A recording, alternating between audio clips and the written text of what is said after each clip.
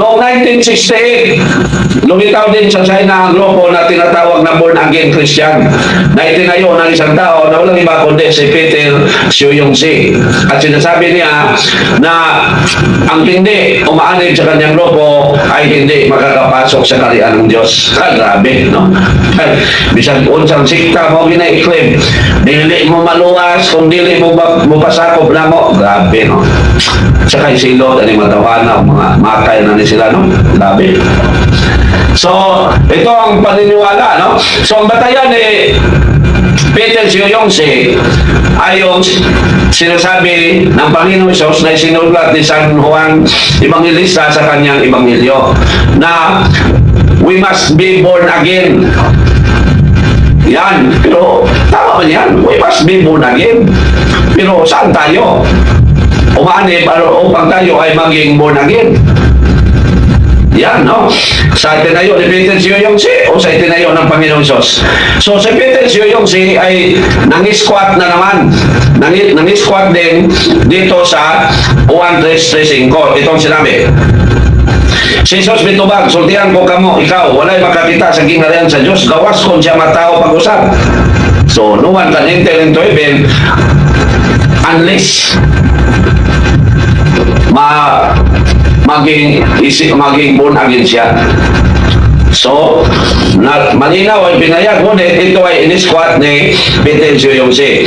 Kung saan mapagkatao pag-usap sa usang katao nga gulang na, nangutana si Nicodemo, dili niya may mga pagsulod sa tiyan sa iyong inahan, aron mapagkatao pag-usap, si Jesus mitubag, sultihan ko ikaw, walay makasulod sa gingharian sa Diyos, gawas kung matao siya pinagi sa tubig o sa Espiritu. So ito ang ginamit ni Peter Suyong-si na hindi makakapasok sa kaharian ng Diyos maliban kung siya ay maging tao muli o maging isinilang siyang muli. Pero ang tanong, totoo ba? Ang sinasabi niya, hindi, kasi sikta lang siya, no? Mali siya. So, palabra di amor, unsay masulti nimo bro, usa ka Katoliko mag-pray sa Our Father, pero dili siya mag-pray sa Hail Mary, kay dili appeal si Maria sa kaluwasan, wala. Ano tawa na bro, pagsulti niya anang orasa, iris na ang iyang pangalan sa langit. Monang gingon sa Canon Law 1364. Nakadawat na siya sa latay sentensyay at tumakaling automatic na excommunication. Luoy kayo na siya. No, luoy kayo na siya. Kay iyang i-deny si Mama Mary. Imagine, ang Panginoon Isus ay gumamit sa mahal na Birhen Maria nang siya ay pumunta dito sa lupa bilang tao. So, kailangan natin galangin, kailangan gumalang tayo sa ating mahal na Birhen Maria. So, ang Hail Mary ay malinaw yung ipinangaral o itinuro din sa Bible. Ating basahin mga kapatid. So, dito malinaw, no? Malinaw na mababasa natin ang sinasabing Hail Mary full of grace, maghimaya ka Maria. Di ba sayo na? Sa Lucas 1:26. Okay. San Lucas 1:20.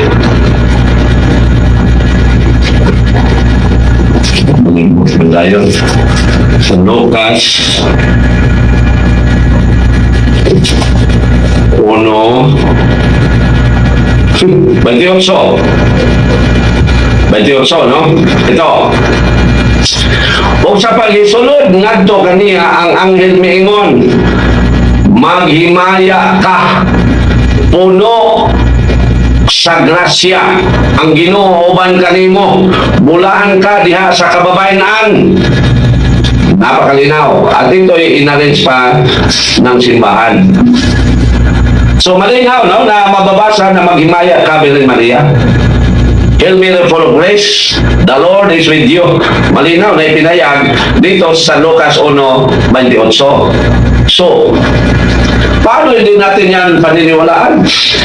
Kahit hindi yan mababasa sa Biblia, litra por litra, yan ay paniniwalaan natin kasi ang nagturo niyan ay ang simbahan na nagbautismo sa atin. Yung Katoliko na hindi maniniwala sa Hail Mary, full of grace, paano siya naging Christian kung wala ang simbahan? Wala. Kasi mga kapatid, maging Christian lang ang isang tao kung ang nagbautismo sa kanya ay ang itinayo ng Panginoong Hesus. So kawawa ang taong yan, bro. Kawawa siya. Kasi at that moment, sa kanyang pagsabi na hindi ko maniwala sa Hail Mary, mura na sa kaharian ng Diyos ang kanyang pangalan. At ibasahin mga kapatid ang Canon Law 1364 upang malaman natin ang batayan sa akin sinasabi, bakit sinasabi ko na mura na sa kaharian ng langit ang kanyang pangalan. At ibasahin ha? Okay.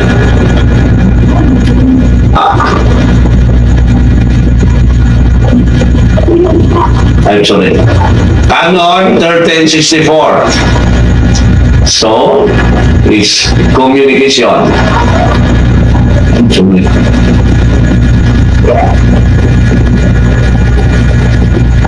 So, dito malinaw na pinayag, no, na ang isang tao na mangaral ng contradict o heretic kahit hindi pa nakarating sa tainga ng pare, sa obispo, lalo na sa Santo Papa, automatic na siyang mura sa listahan sa langit. Atin basahin ha?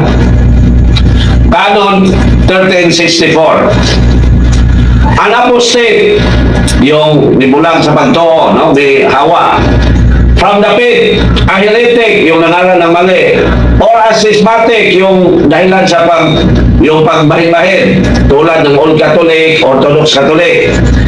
In course, alatay sentensya. Automatic na sentensya ang madawat niya or excommunication. In course, makadawat na yun, alatay sentensya o excommunication. Automatic sentence of excommunication. Without prejudice to the provision of Canon 194, kasi sa Canon 194, formal na ipinayag doon kung ang pagiging heretic niya ay nalaman ng simbahan. So, ayon sa simbahan, ang balaod mismo ang mag-implementar sa tao na nanudlo o mali. Tulad ng mangaral na walang adan o walang iba, walang lono. Ang balaod mismo mo ay nag-excommunicate niya, nagbura niya sa listahan sa kaharian ng Diyos. Kaya kawawa yung tao na yan, bro, no? So, si Mama Mary, ang Hail Mary, full of grace, inarin siya ng simbahan. Ang sagot, Santa Maria, yan po kami makasala, ay inalis niya ng simbahan upang mayroon tayong madaling salita o madaling dasal para maghingi ng tulong sa ating mahal na Birhen Maria. Itong sinasabi na Santa Maria, inahan ka sa Diyos, ay malinaw yung ipinahayag sa banal na kasulatan. Baka yun ang nakalito sa kanya. So, dito sa San Lucas 1:43, malinaw na ipinayag sa Holy Spirit na ang Santa Maria ay ina ng Diyos. Atin basahin ha? San Lucas 1:43. Simulan natin sa 42 upang maintindihan natin na ang Holy Spirit ang nagdikta ni Santa Elizabeth. Itong sinabi. Sa 41, sa pagkabatid ni Elizabeth sa pangmusta ni Maria, miliyok ang bata sulod sa iyang tiyan. Unya,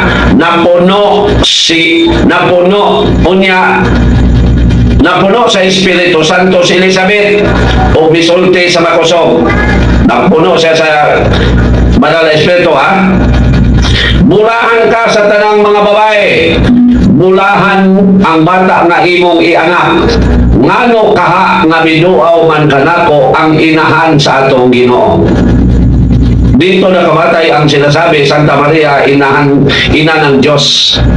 So dito sinasabi, bakit kaya dumalaw sa akin ang ina ng aking Panginoon? At yan ay nagpayag ng Panginoon na si Santa Maria ay ina ng Diyos kasi ang Panginoon ay Diyos.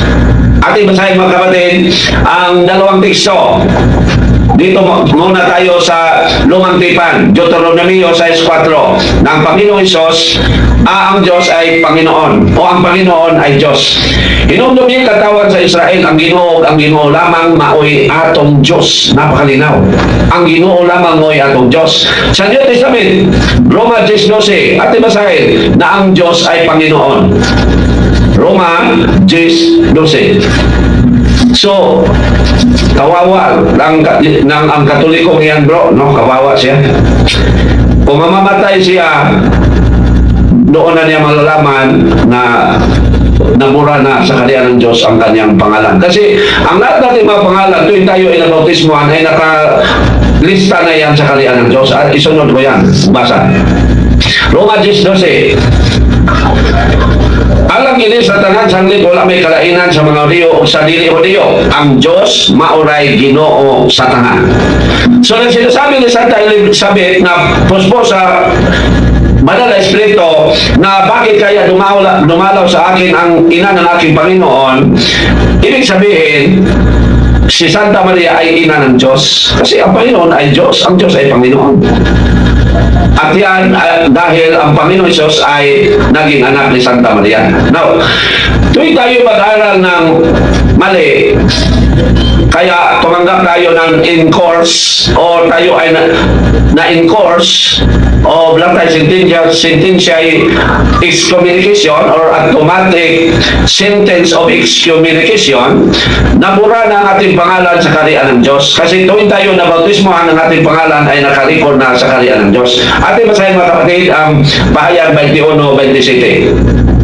Apan walay bisan unsa nga hugaw makasulod sa syudad o bisan kinsa nga naghimo makaulang buhat o nagbaka ang pasudlod sa syudad maulamang ang mga tao kansang ngalan na isulat sa libro sa kinabuhi sa nating kadiro. Lahat ng nabautismuhan sa itinayo ng Panginoon Diyos ay nakarecord ng kanyang pangalan sa kaharian ng Diyos. Ngunit, kung siya ay mangaral ng mali, tulad ng hindi ko maniwala sa Hail Mary, bugtas na siya. Kasi yan ay a clear belief against the Holy Mother of our Lord Jesus Christ. So yan, no? So, kawawa ang taong yan, bro, no? Thank you very much sa tanong, no? So, magmahal siya, no? Okay. Ito pa.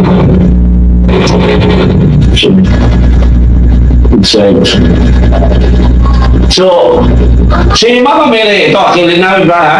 Si Mama Mary ay malaki ang kanyang role sa tinatawag natin na economy of salvation, yung kasaysayan sa kaligtasan ng tao. Malaki ang role ni Mama Mary. At yan ang ating iisipin na si Mama Mary ay ginamit ng Diyos upang ang Panginoon Diyos ay maging tao, mayroong katawan na kanyang ipapako sa cross. So malaki ang role ni Virgin Maria sa economy of salvation. So hindi siya basta-basta. Kung hindi pa si Mama Mary naniniwala na siya ay gawing ina sa anak ng Diyos na magkatawang tao, ano kaya ang nangyari na natin ngayon? Nangyari sa atin ngayon? Wala. Sorry. Baka nanatili pa tayo makasalanan.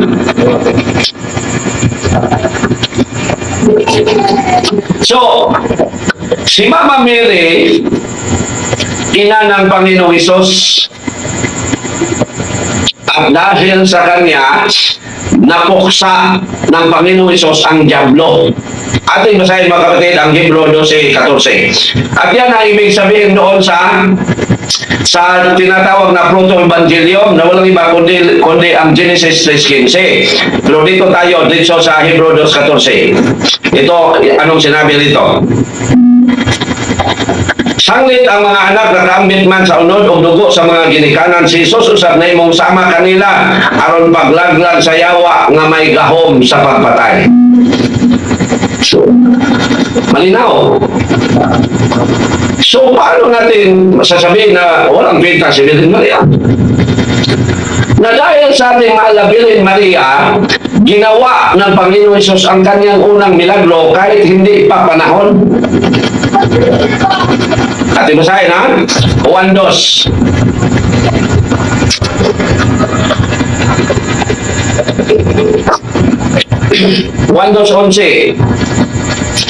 Ginawa ng Panginoon Hesus ang una niyang milagro kahit hindi pa panahon. Dahil sa paghingi ng mahal na Birhen ng tulong sa kanya.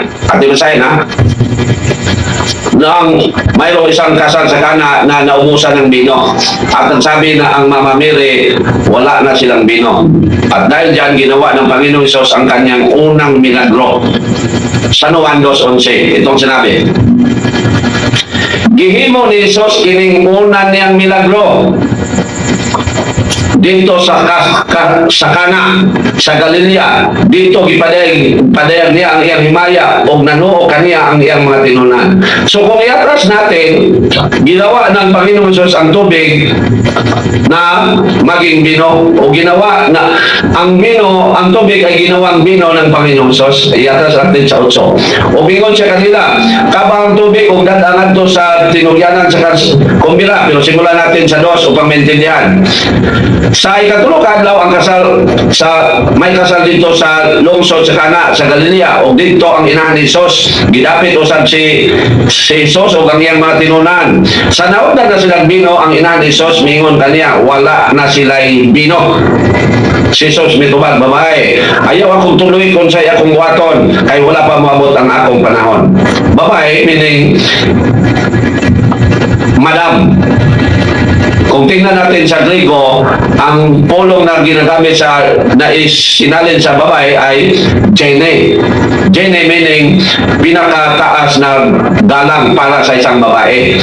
So dito sa 11, sinasabi, gihimo ni Jesus kining una niyang milagro dito sa kasal sa Kana.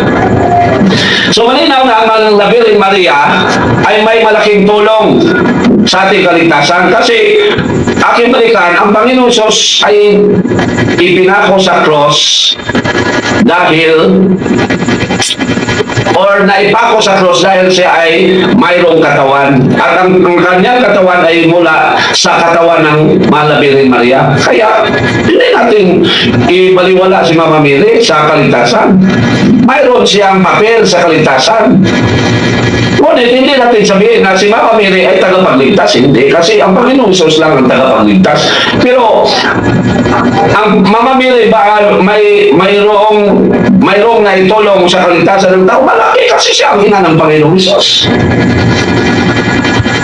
Sinabihan siya ng anghel na ipinadala ng Diyos Ama na magbuntis siya. Kaya huwag natin baliwala ang role ni Birhen Maria sa kaligtasan. So mali siya bro, no? Kanang katulikuhan na luoy kayo na ay tanggal na ang hala dito sa kariyan ng Diyos. So aking balikan, ang mahal na Birhen Maria ay mayroong malaking role sa economy of salvation. Kasi siya ay ina ng Panginoong Hesus na nagkatawang tao.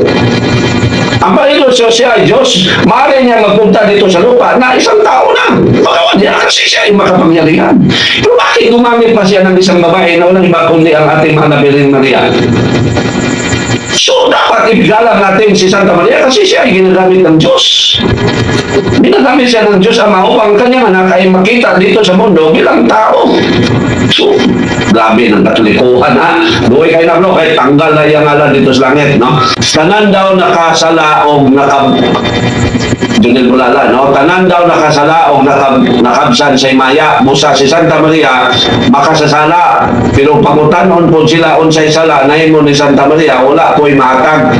Mo nakadaot sa mga mini, no?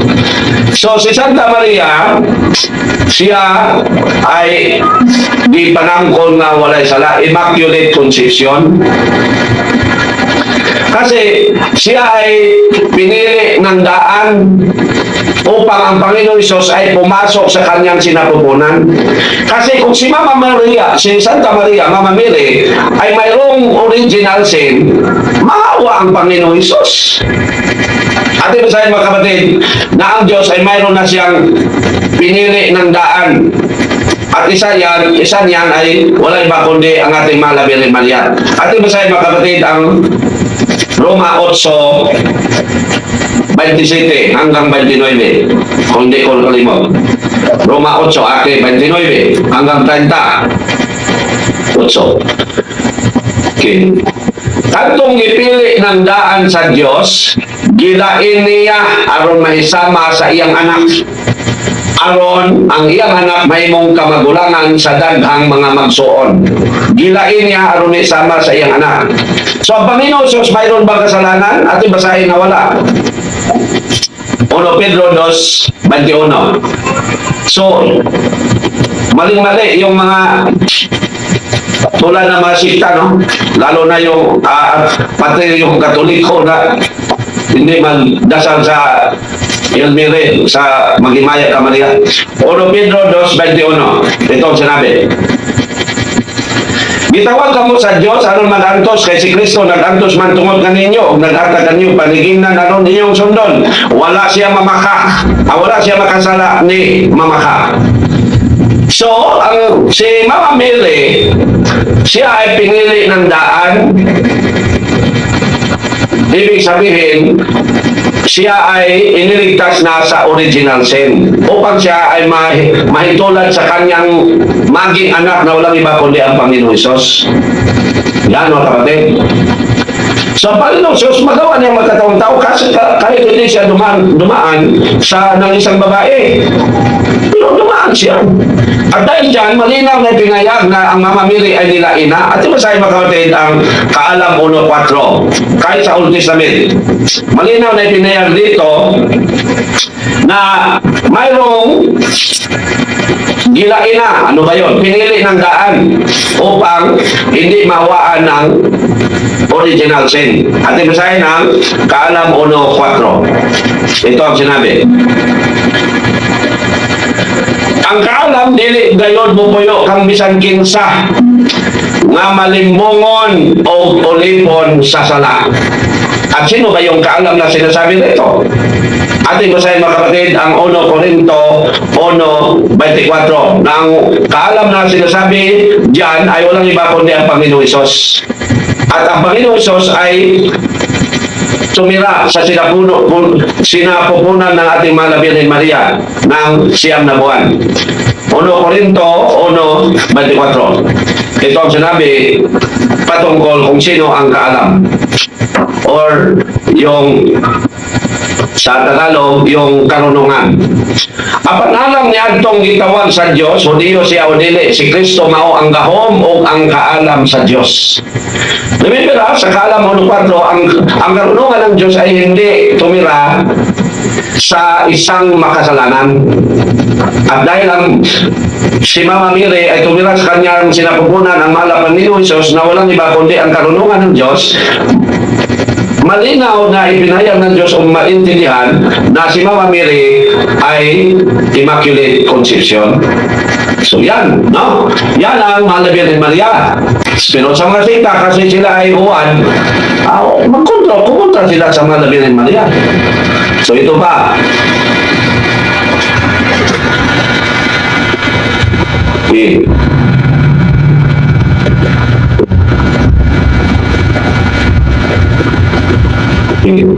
So, So, palabra ni Amor, usa ka female engineer siya bro, leader sa among JKK. Sus, luoyan, bayhanan no? Ginoo ko, kana siya, di na siya mo dawat sa Elmire. Magmahal yun siya, hindi kamatay niya na walay kwenta ng iyang pagpangalagan sa simbahan. Kasi ang Diyos ay istrikto. Masyadong maawain, ngunit masyadong istrikto. At basahin niya nga, hindi niya naisip na tayo ay naging Christian dahil sa simbahan. Kaya kung ano ang ipinangaral sa simbahan, tanggapin mo. Kung hindi mo kayang maintindihan, just pray. Kasi yan ang sinasabi ni St. Anselm na faith seeking understanding, not understanding seeking faith. Ibig sabihin, paniniwalaan muna ba upang inyong maintindihan? Hindi intindihin upang mapaniwalaan. Kasi yan, ang religious is about spiritual matters na kailangan paniniwalaan upang maintindihan. At yan ang sinasabi ng ating mahal na San Pablo. Nasiyang batayan ni San Anselmo sa kanyang sinasabi, faith seeking understanding, not understanding seeking faith. At ibasahin ha? 1 Timoteo 2 Timoteo 1:7. Ito ang sinabi. Palandunga kining akong gisulti, kay ang Ginoo magtabang kanimo pagsabot sa tanan. Malinaw. Na palandungan. Aron masabtan, dili kay sabton aron matuohan. Di yan, mali yan. Suloy kay na siya bro. Kung kauban na rin mo siya bro, i-appeal na siya ampo. Sugod sa rong orasa. Kada adlaw sa imo mga pag-ampo, i-appeal na siya bro. Kaunta malamdagan siya. We always remember na dili ka mahimong Christian kung wala ang simbahan. Ibig sabihin, sino ba tayo na mo argue o mo object sa ipinangaral ng simbahan? Wala. Kasi ang simbahan ay siyang may kapangyarihan sa pagturo. Ngunit, mayroon din natin maintindihan. Kaya sinasabi ni San Pablo na palandunga. Ano din mo masabtan? At yan ay ipinayag ni St. Anselm na paniniwalaan upang maintindihan. Intindihan upang mapaniwalaan. So yan, no? Doon ka na siya, bro. Iampo yun na, bro. Kasi kung umalis tayo sa simbahan ng Panginoon Diyos, wala na tayong mapuntahan. Inferno na. Kasi paano tayo mapapasukin ng Diyos sa kanyang kaharian na tayo umalis sa kanyang simbahan? Na ang simbahan ng Panginoon Diyos o ang reliyon na Christian religion o Catholic Church ay ang kaharian Diyos dito sa lupa. At ibasahin ang payag 5:10. Na ang simbahan ng tinayo ng Panginoon Diyos ay ang kanyang kaharian dito sa lupa. So paano tayo makakapasok sa kaharian ng Diyos sa langit kung sa kanyang kaharian dito sa lupa ay umalis o lumabas tayo?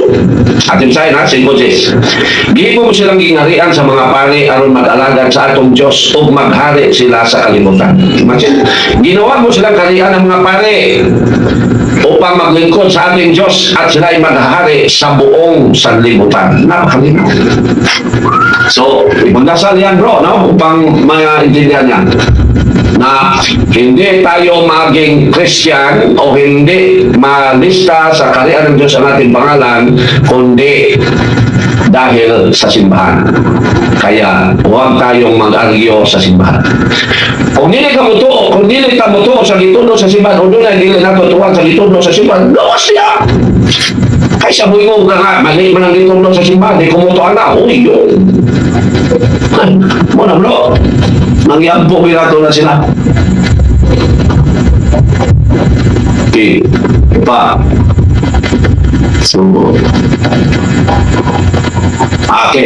So, usa ka film among gihatag na ako ang Juan Nos Jes, si Mama Mary na imong Mediatrix, pero ingon siya dili kaluwasan ang buot ito sabot. Dili kaluwasan. Si Mama Mary, Mediatrix siya, tali sa kanyang anak at sa sangkatauhan. Hindi sa Diyos Ama at sa sangkatauhan. Kasi ang mediator ng Mediatrix sa Ama at sa sangkatauhan ay ang Panginoong Hesus lang. Ang pagiging mediatrix ni Mama Mary ay sa kanyang anak at sa kanyang sangkatauhan. So, dapat paniniwalaan niya yan. Na ang pagiging mediatrix ni Mama Mary sa kanyang anak at sa sangkatauhan ay patungkol sa kaligtasan. So, paano sabihin niya na hindi patungkol sa kaligtasan? Luoy kayo na siya, no? Kung tayo mamatay na ngayong oras na titagtanang mamatay karon, according sa Canon 1364, impirno na siya. Kasi kung ano ang ipinangaral ng simbahan yan ang ating paniniwalaan. Kung hindi natin kaya, umalis. Kaysa buyong ka nga, mali man na, buyong. Sino ba tayo? So yan bro, no? So, sultin niya, Christ-centered, iya pagtuo. Tama man yan. Pero dapat niya paniniwalaan ang ina ni Panginoon Isus kasi yan ang sinasabi sa pahayag 12:23. Malinaw ito. Ang lahat ng ipinangalan sa banal na kasulatan patungkol sa mga santo ay sinasabi o maintindihan sa Hebrew 12:23. Ito ang sinabi. At siyempre, ito ay patungkol sa kaligtasan. At ibasahin. Hebrew 12:23. Miduol kamo sa malipayong panagtigom sa mga kamagulangang anak, kansang mga ngalan na isulat dito sa langit. Miduol, ibig sabihin lumapit ng humingi ng tulong. Miduol kamo sa Diyos ang maghuhukom sa tanang tao o sa mga espiritu sa mga matarong nga nahimpit na. Ibig sabihin, humingi kayo ng tulong sa mga santo. Kasi ang mga espiritu na naging lubos na ay wala iba kundi ang mga santo. Pag sinasabing lumapit kayo, humingi kayo ng tulong, ay walang iba na point kundi kaligtasan. Ang ibig sabihin yan. So, labing luya kayo na siya ay luoy kayo ng bayan. Luoy kayo na. Hindi kamatay niya. Kasi mga kapatid, ang Diyos ay maawain. Ngunit masyadong istrikto kung pananampalataya na ang pag-usapan. Roma 11:22. Atin sa'yo na, ang Diyos ay masyadong maawain. Kung ang ating kasalanan ay kasalanan lang, hindi patungkol sa kanyang mga aral. Pero kung patungkol na sa aral na itinuro ng simbahan, ang Diyos ay istrikto. Roma 11:22. Makita nato din ang pagkamaluluyon o pagka-istrikto sa Diyos. Istrikto siya ni Antong nangapukan. Apan maluluyon kanimo kung magpabilin ka sa iyang kaluoy. Kay kung dili, putlon kausap. Malinaw. Dahil ang simbahan ay nagsasabi kahit isang doktrina, dogma ng simbahan. At ipanglinawin yan ha. Iba ang dogma, iba ang doktrina. Pag isang dogma ng simbahan ay hindi natin paniniwalaan, we are in course latay sentensya excommunication. Canon 1364. Isang dogma lang. Mga kapatid, ang dogma, yung i-declare official ng simbahan na ito ay dapat paniniwalaan. Kung may isang Katoliko hindi maniniwala kahit isang dogma, mura na ang kanyang pangalan sa kalian ng langit. Ang doktrina ay hindi dogma, ngunit ipinangaral ng simbahan. Tulad ng mag-appeal ka ng prosesyon, that is doctrine. Pero kung ayaw mo mag-appeal ng prosesyon, hindi ka tanggalin sa simbahan, ngunit nagkasala ka. Yan. Kung mayroon kang time sa panahon sa Kwaresma, mayroon kang time na maaaring makasali ka sa prosesyon, ngunit hindi mo gawin kasi parang walay kwenta mo. Nakasala ka, ngunit hindi ka pwedeng excommunicate. Pero patungkol na sa dogma, tulad ng about ni Mama Mary, Immaculate Conception, bugtas yun siya. Perpetual health, yung tulong ng Mother Maria, kapag takwil mo yan, bugtas na siya. So yan, no? So, kailangan tayong makaintindi at upang maintindihan, magdasal at magrosaryo. Kasi yan ang magbigay sa atin ng kaliwanagan sa mga bagay na hindi natin masyadong maintindihan. Kasi maraming mga bagay na hindi natin maintindihan. Kasi tayo ay tao lamang. At yan ang ipinayag ng ating Panginoong Diyos sa Ecclesiastes 3:11. Na kasi bilang tao, mayroon tayong limitasyon. Kasi yan ay kaloob ng Diyos or yan ay ano ba yung ang nais ng Diyos na hindi siya hindi siya matungkad ng tao. At ibusahin na Ecclesiastes 3:11. Ito ang sinabi. Nagtagal siya gustong panahon alang sa tanang butang. Giyatagan kita niyang kaikang pagsusi sa metabo sa umabot na panahon. Apan wala kita ni hatagi katagbawan sa pagsabot sa himpit sa iyang gibuhat. Dahilan, mayroong mga bagay na hindi natin kaya ma-catch up sa ating pag-isip. Ngunit, paniwalaan. Kasi, ang Diyos ay mataas pa sa atin ang kanyang pag-iisip. At ibusahin mga kapatid, ang Isaiah 55:8 na masyadong mataas ang pag-iisip ng Diyos. Ito ang sinabi. Kaya nga kung una-una, dili sama sa inyong una-una, ni ang akong mga laraw, sama sa inyong mga laraw, nag-ingon ang Ginoo. 9. Kaya ingon nga ang kalangitan, habog kay sa yuta, ang akong mga laraw, habog kay sa inyong mga laraw, o ang akong una-una, kay sa inyong una-una. Kaya kung mayroon tayong hindi maintindihan sa simbahan, magdasal ka. Ang mananalig ka na ang simbahan at mananalig tayo na ang ipinaralan ng simbahan ay ipinaralan ng Diyos. Yan. At palagi natin isipin na kung wala ang simbahan, hindi tayo maging Kristiyan. Yan. Yung babaeng yan, sister na yan, paano siya naging Kristiyan kung wala ang simbahan? Paano naging nakalikod ang kanyang pangalan sa langit kung wala ang simbahan? Tapos sasabihin niya, hindi ko maniniwala yan in Santa Maria na Hilmere. Tapos ng kaligayahan niya sa kariyan ng Diyos. Kaya pagdasal natin siya, bro, no? Okay, ito pa. Palabra de amor. Sulti niya, Christ-centered. Ito, no? So, Christ-centered lang. Pero, dapat tuhan na ito ang mga santos, si Santa Maria. O ba? Kasi sila ay pinili ng Diyos. Tulad ng mayor. Maniniwala ka sa mayor, pero hindi ka muto sa kanyang mga staff. Paano mayor matuwa sa inyo? Matuwa sa atin? Mayor, ang ginagalang kita. Ngunit ang iyong mga staff, walang kwenta yan. Palayason dahil sa mayor sa iyong opisina. Layas niya. Tuo, magkakanako niya akong staff, imong isalikway. Ha? So, kung maniniwala tayo ng Panginoon Diyos, ikalam natin ang kanyang imam. Anong klase? Loy kayo na siya, bro, no? Nakakaawa ng bayanan na siya. So, kawawa si sister, no? Kawawa na ang sister na yan. Yan ang nangyari ni Martin Luther. No? Isa lang ang kanyang hindi na pinaniniwalaan. Ulit siya ay excommunicated dito. Excommunicated. Tanggal dito.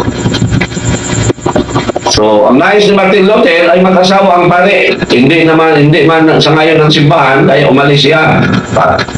Tanggal siya. Sabi niya, bakit hindi mag-asawa? Tintal man si Martin Luther pa ang akote.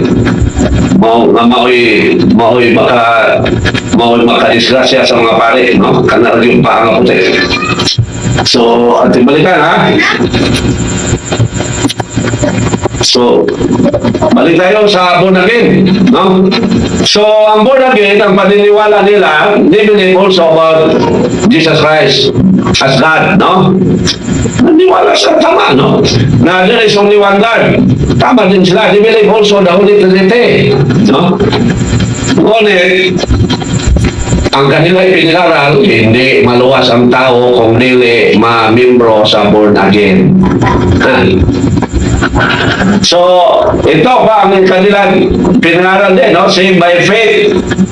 Born again Christians believe an individual is saved by faith alone, not by good works. Pag objective salvation o redemption ang pag-usapan, tama ito. Pero hindi nila sinasabi rito na ito ay patungkol sa objective salvation, kaya mali sila. Di-generalize mo nila, no? Na individual is saved by faith alone, not by good works. So kung ang pag-usapan ay yung pagpasok sa kaharian ng Diyos, ay mali-mali yan. Yung tinatawag natin na subjective salvation ay mali-mali yan.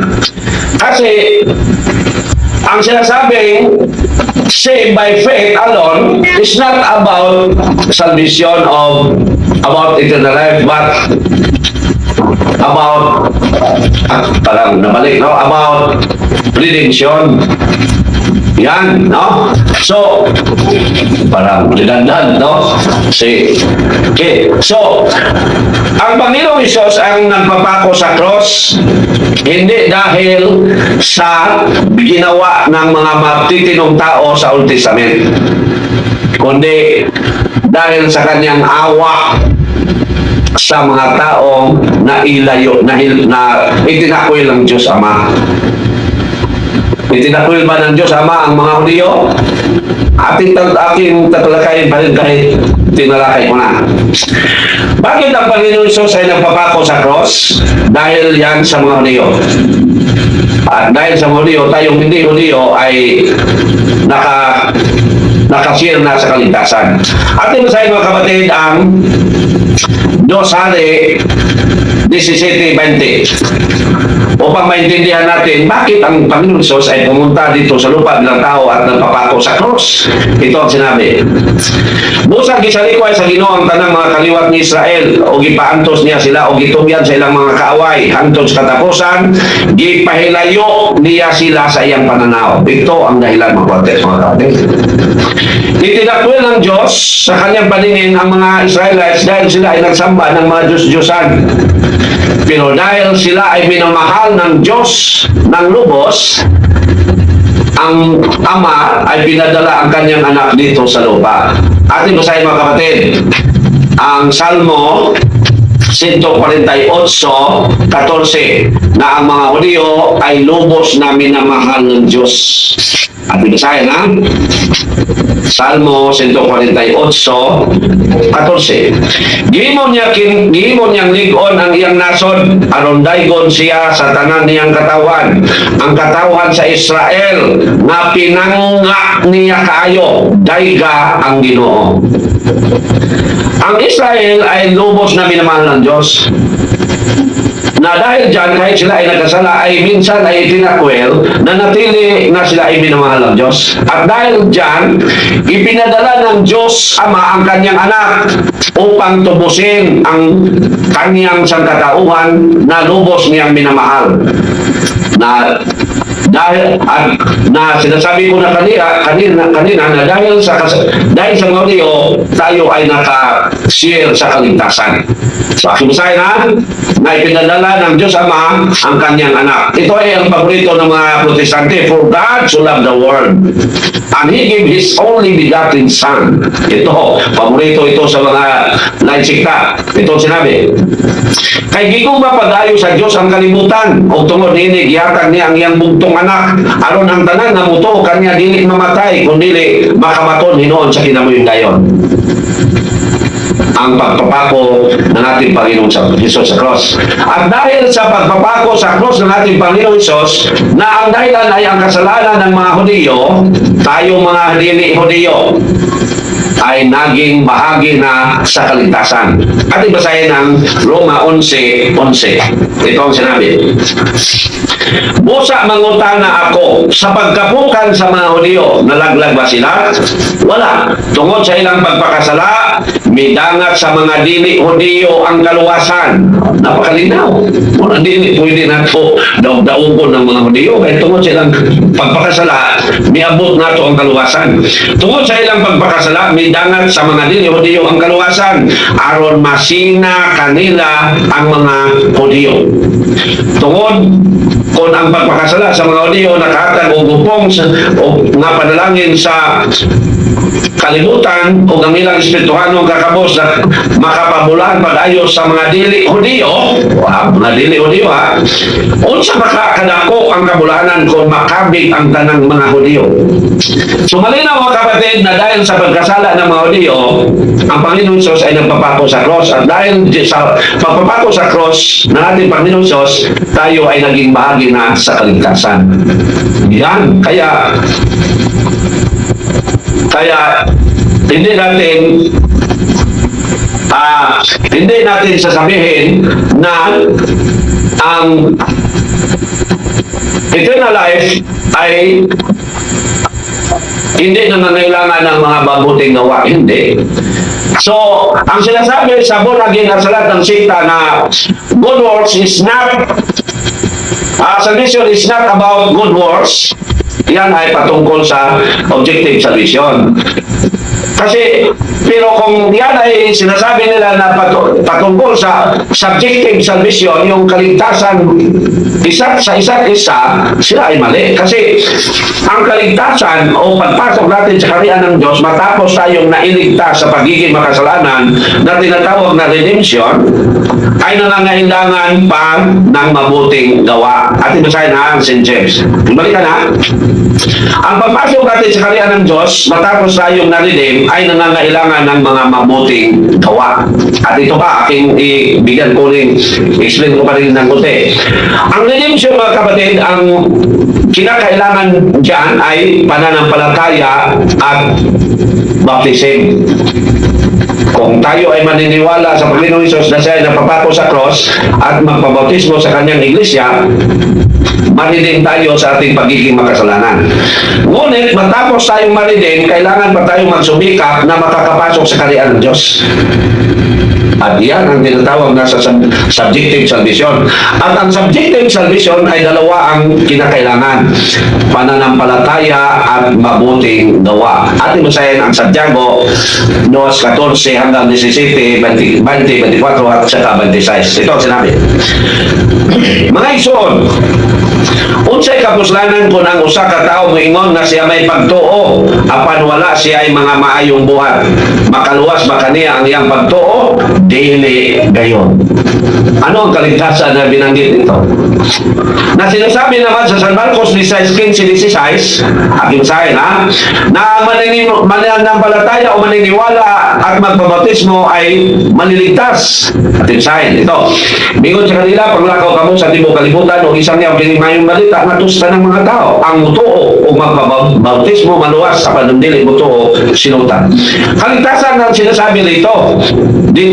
Kaligtasan din ang sinasabi sa Santiago 2:14-17 hanggang 17. So ano ang kaligtasan na dapat natin maintindihan dyan? Ang maniniwala at magpabautismo ay maliligtas. Maniniwala at magpabautismo. Ang kaligtasan na binanggit dyan ay ang redemption. At ang sinasabi ni St. James na kailangan tayong gumawa upang tayo ay maliligtas kasi patay ang pananampalataya kung walang mabuting gawa. Ang kaligtasan na sinasabi rito ay yung pagpasok na natin sa kaharian ng Diyos. Okay, patuloy. So mali-mali ang born again, pataka lang din born again, no? Ito ang sinasabi. Sa 15, pananglit may mga kaigsunan na nagkinanglan o bisni o walay igong pagkaon. Magpulos ba ang inyong pag-ingon kanila, panalaginan unta kamo sa Diyos? Pag sinina kamo o kaong mayo, kung dili ninyo sila tagan sa iyang gikinanglan, sa ilang gikinanglan. Ingon na ini ang pagtuo, patay kini, kung dili umanan sa buhat. No? Malinaw. Pero bakit sinasabi nila, salvation is not about good works? Pero bakit dito sinasabi, patay ang paniniwala kung walang mabuting gawa? So, ang protestante ay kulang o hindi makaintindi sa banal na kasulatan. Sa 20, ito sinabi, buang, may salita pang buang. Kinahanglan ka ba bang saysayan na ang pagtuo nga dili ubanag mga buhat walay kapuslanan? No, napakalinaw. At ito'y patungkol na sa eternal life o pagpasok natin sa kaharian ng Diyos. 24, busa nakita ninyo nga ang usa ka tawo isipon sa Diyos nga matarong tungod sa iyang mga buhat o dili tungod sa pagtuo lamang. Napakalinaw. Ano sinasabi sa mga sikta? So, malinaw na ang mga sikta ay instrumento ng Diablo. They deceive the Catholic people. Nililang nila ang mga Katoliko. Ito pa sa 26, kaingon nga patay ang lawas nga wala na espiritu, patayo sa pagpagtuo kung walay mga buhat. O, napakalinaw. At matapos tayong narinig sa ating pagiging mga kasalanan sa pamagitan ng paniniwala natin, pananampalataya sa ating Panginoong Hesus at pagpabautismo sa kanyang simbahan, kailangan tayong magsumikap o mulahutay upang makamit natin ang buhay na walang hanggan. Ito ang sinasabi kung yung mga sikta, loy kayo, no? Tima sa mga founders ng mga minute.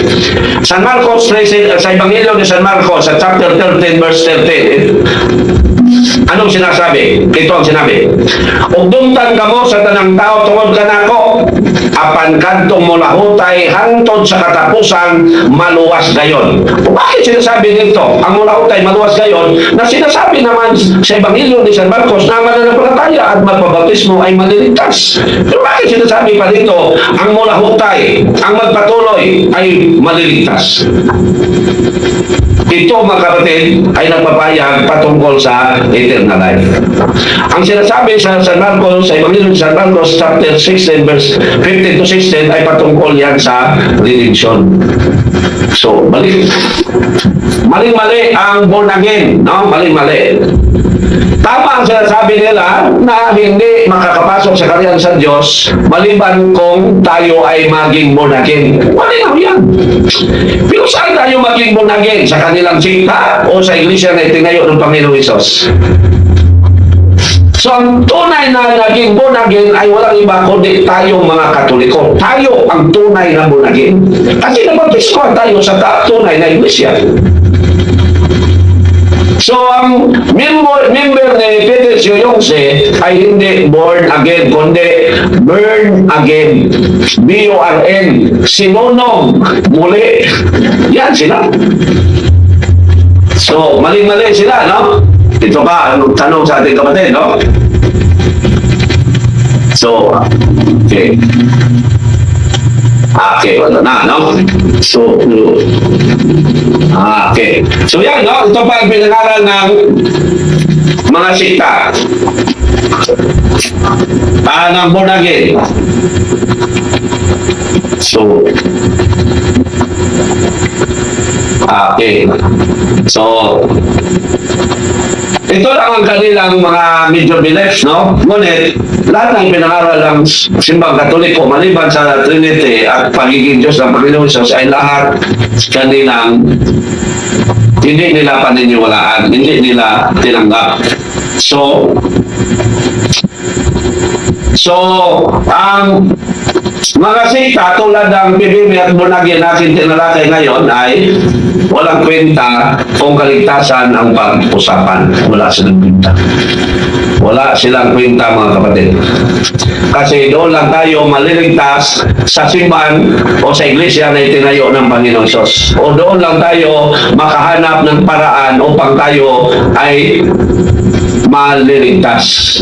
Kasi ang simbahan ay katawan ng Panginoong Hesus. Ibig sabihin, siya ang instrumento upang tayo ay makilala sa ulo na walang iba kundi ang Panginoong Hesus. Kasi kung hindi tayo mabautismuhan sa itinayo ng Panginoong Hesus, paano tayo makikilala niya? Yan, no? So, napakalinaw na ang mga sikta ay walang kwenta kung kaligtasan ang pag-uusapan.